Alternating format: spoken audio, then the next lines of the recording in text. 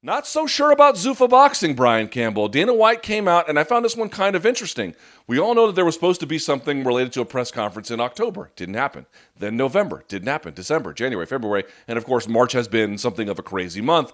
But you had all that other time to make announcements about Zuffa boxing. I know there had been reporting in the industry that there had been hirings inside of Zuffa to get it done. There was that intimated deal. It wasn't explicitly stated it was part of Zuffa boxing, but with Floyd Mayweather. So you're thinking to yourself, wow, this might be something here. Now he's saying he doesn't know if boxing can be fixed, that the business is a mess. It's a different kind of buyer. Brian Campbell, is Zuffa boxing dead before it ever got off the ground? Yeah, it was always going to be, Luke. He's not wrong. This is boxing, right?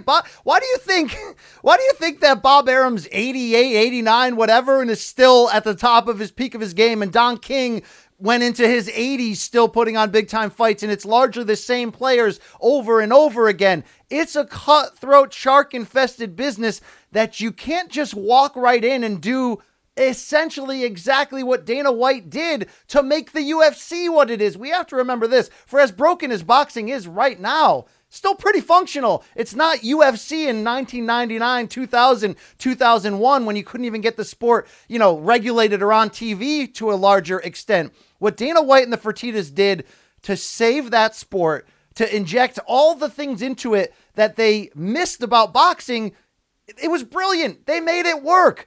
But for years, we've been sort of arguing, is there a savior who could come into boxing and has the right amount of money, the promotional ability, the celebrity ability, the resources, the everything to make a run at actually becoming a power player and changing it? Dana's name had certainly been mentioned for years, but Luke, unless in the current status right now, he did something, for example, like join forces with Al Heyman and the PBC, which has TV contracts with Showtime and Fox, and has in its managerial stable essentially half of the fighters in boxing globally that matter. Unless that was the case, and they turned PBC into a legitimate UFC, putting doors on the borders and saying, we have our own champions, screw the IBF and WBO and all that. We have our own champions. We got big TV deals. We are going to retrain the industry that if you ain't in UFC or PBC, you ain't in the elite level of boxing. That plan, by the way, wouldn't have necessarily worked because you've got the OGs like Bob Arum who are going to dig in with their ESPN TV deal and their stable of big name fighters and be like, yeah, not so fast. So it was always an uphill battle that really wasn't going to be able to be won unless UFC Zuffa had a long-term educated plan. The problem becomes that boxing is even more segregated right now than it was in the 2000s, in the beginning of this past decade, because now TV networks are so tied in specifically with one promoter that you really have leagues and teams and separations. So when I heard the Dana White interview on the Chris Mannix Sports Illustrated Boxing Pod a couple months ago, in which Chris really pressed him, and Dana's ultimate answer on what Zuffa boxing would look like was too many things at once. He's like, yeah, we want to be a promoter. We want to be a manager. We would also be willing to just stream fights on Fight Pass. We'd be willing to take the UFC Apex and put fights on there.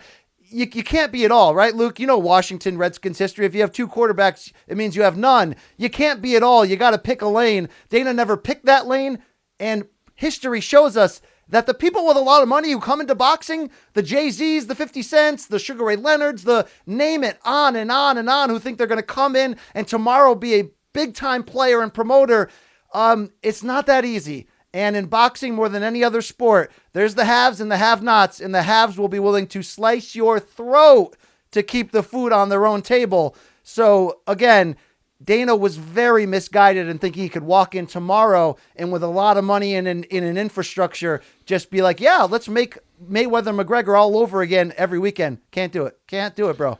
That's right. If you have Rex Grossman and John Beck or RG3 and Kirk Cousins, it turns out all you really have is Colt McCoy. I certainly agree with your analysis there.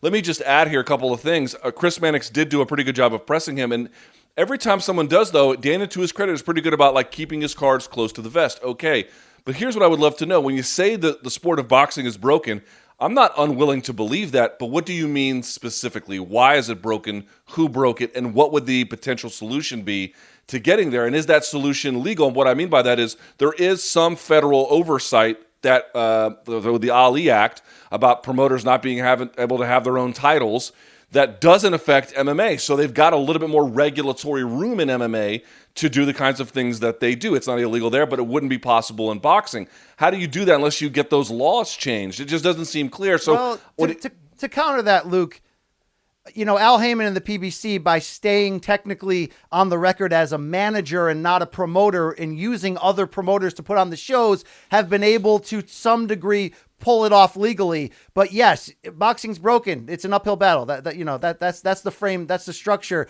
It's broken because people are willing to kill others to keep the food on their own table. And there's no centralized body, whether that be a government centralized body or a league structure in which everybody wants to join together for the health of the sport to make long-term money. Everybody wants the short-term money. People only play well together if you got Maypac money on the table or Wilder Fury money on the table.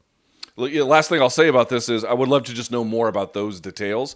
I think the other part I would say here is a lot of people think that the folks in charge of boxing are stupid.